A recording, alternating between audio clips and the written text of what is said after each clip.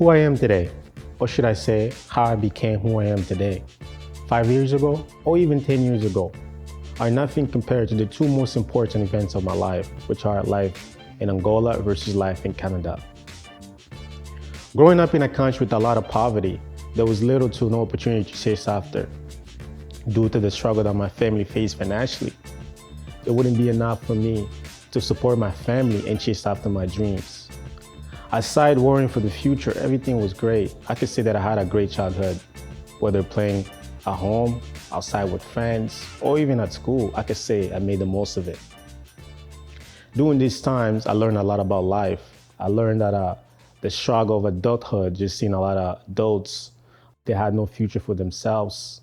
A lot of poverty, just seeing people struggling just to find things to eat. I remember eating rice. There's like just plain rice. They had nothing to eat with it. Just seeing a lot of deaths. It seemed like every day was a funeral. Sexual abuse, a lot of violence. Man, it was crazy. But during these times, it seemed like it was just the regular, it was just normal, because that was just the reality. You just get used to it, just seeing all these things on a regular basis. So that was the reality. You learn that that's just the normal. During these moments, I envisioned myself to become a professional basketball player, because that's what I love to do since I was a little kid, even though just having no future for myself. So I envisioned myself to become a professional basketball player, to have a better life, support my family, and that was the dream. Besides that, I got a lot of positive feedbacks from friends, but unfortunately, I got the same amount of bad ideas that I unfortunately engaged myself in. And it wasn't good.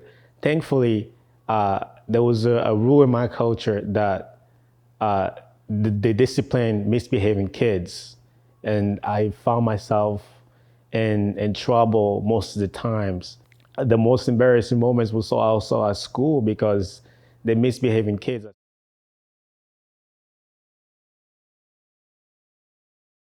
Having lived through these moments of misbehaving and getting punished each time, I built the mental strength to help me to that period of time, and that helped me like just realizing that I could really achieve something for myself.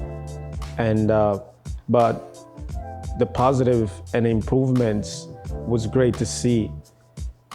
But before I could show what I'm capable of, my family and I got a chance to come to Canada to spend the vacation over. So moving to Canada, it was a brand new discovery. Just from the flight, you could see just the difference from back home. Super different.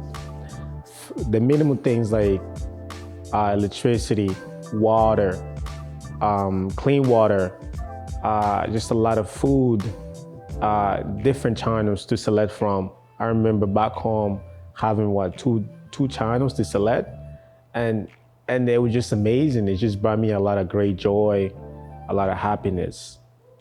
And going to school was tough because learning a new language, it was very tough. Being a teenager, it's hard for you to pick up and learn another language.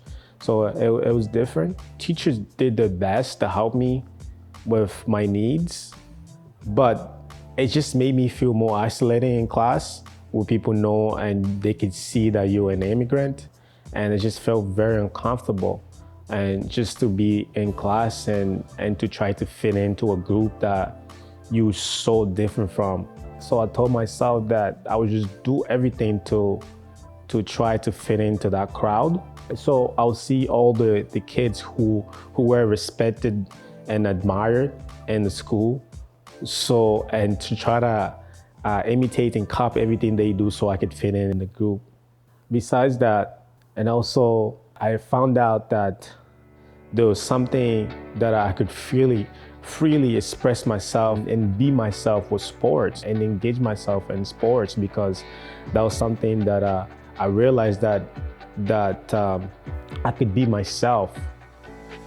So I put myself in sports And that was the only place that I could show my full transformation and be who I am, because my teammates had the same goal, the same common goal I did, which were to win a game or whatever that we're trying to accomplish.